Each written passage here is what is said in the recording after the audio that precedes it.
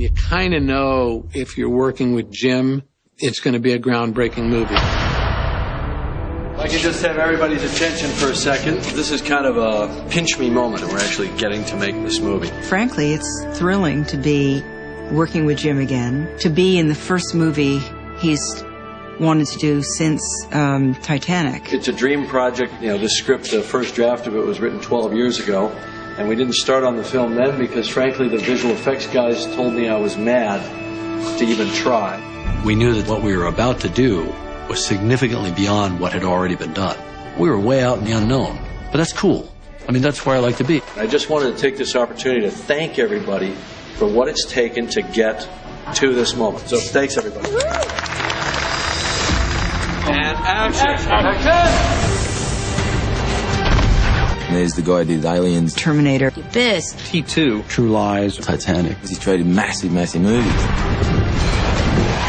on this film. It's pushing the envelope, and it's all just incredible and things that have never been done in filmmaking.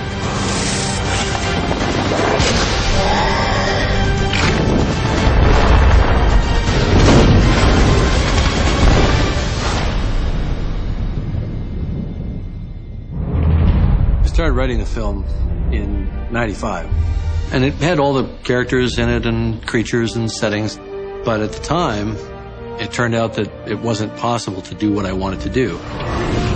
In 2005, Jim said, I think we're close enough where if we could push the technology and tell this story that we always wanted to tell. I got it out and dusted it off and read it and said, you know, that's not too bad a story. That'd make a movie that I'd want to go see.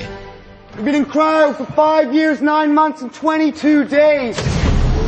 Jake's on a really interesting journey. Jake's a wounded former Marine, and he gets given the opportunity to go to Pandora. Your brother represented a significant investment. Since your genome is identical to his, you could step into his shoes.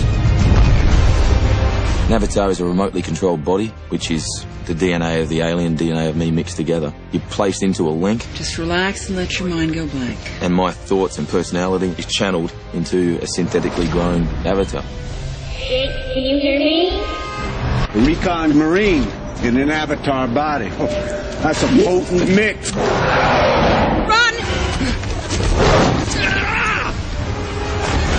I want you to learn these savages from the inside. I want you to gain their trust. Through a series of circumstances, he meets Natiri. You should not be here. There's something about this avatar that absolutely captures her attention. I need your help. He gets dropped into this situation, and you've just added a catalyst. Something's going to change. Haven't gotten lost in the woods, have you? Forget what team you're playing for? They've sent us a message that they can take whatever they want. But we will send them a message that this is our land. Well, we were creating an entire world from scratch. So you get a number of world-class artists. I mean, really the top people, the people that, you know, I'm an artist, so I wanted to find people that impressed me. Pandora is more of a jungle planet, but everything is amped up. Mountains are huge, waterfalls are epic, and a whole bioluminescent jungle. Outstanding. We like to get as much reference around because those are what motivate you to come up with these fantastic designs. Looked a lot at various regions of China, such as the Guilin area and the Zhangjiajie area, because they have these really dramatic limestone formations called karst formations. For like the smaller things, we would reference a lot of exotic flowers and just really play up the scale of those to where they're 10, 20, 50 times larger. Pandora is a planet that has elements of beauty, but watch your step because it's a very deadly place. The planet is filled with dangerous flying creatures and all kinds of beasts that have some kind of resemblance to things we know and avoid on Earth. We're working with the design team and figuring out how these creatures really move, how they breathe, and how they screech. And then there's a lot of ground creatures. These creatures all have 6 legs. They all kind of move differently than terrestrial creatures we're used to on Earth, so we're kind of developing a language for how they move. You guys are packing some heavy gear. Yeah, that's because we're not the only thing flying around out there, or the biggest. You've got great kick-butt military hardware. They have to protect themselves from this dangerous planet. Have some extremely effective warships, Scorpion, the Samson helicopter, the Dragon, and the AMP suit.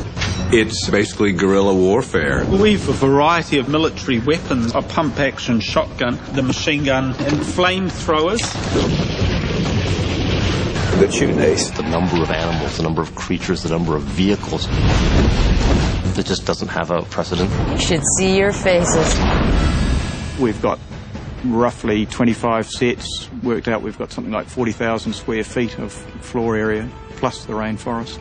Another 10,000 square feet, so they're quite big numbers. Twitter Workshop was our main props maker, and they have done a lot of fantasy stuff, Lord of the Rings and Narnia, and so this is all made from scratch. Over the last year and a half, we created specialty props, weaponry, costume design for the world of Avatar. There's 120 racks of clothes here. There's thousands of costumes. We've got the best team on the planet here. All right, let's turn up the heat.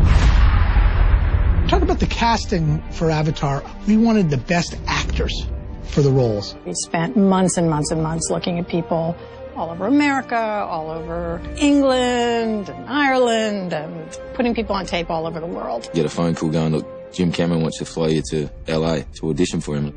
I was snowboarding at the time. I said, I've got to get down off the mountain first. They will be here soon.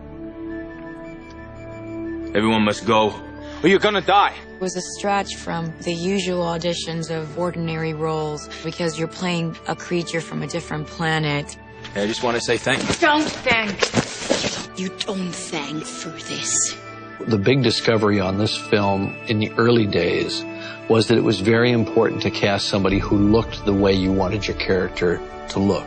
Well, what we found is that it was much more difficult to capture the fine nuances of expression when the performer didn't match the character. Wasn't casting only voices. It was casting a certain level of physicality and interaction. People literally laughed when I was explaining that Zoe had to train for months because they thought, well, why would you have to do that for an animated film? Well, it's not animated. It's captured performance. So every bit of the physicality of her character, and this applies to all the other that are Na'vi or avatars, everything had to be created by them.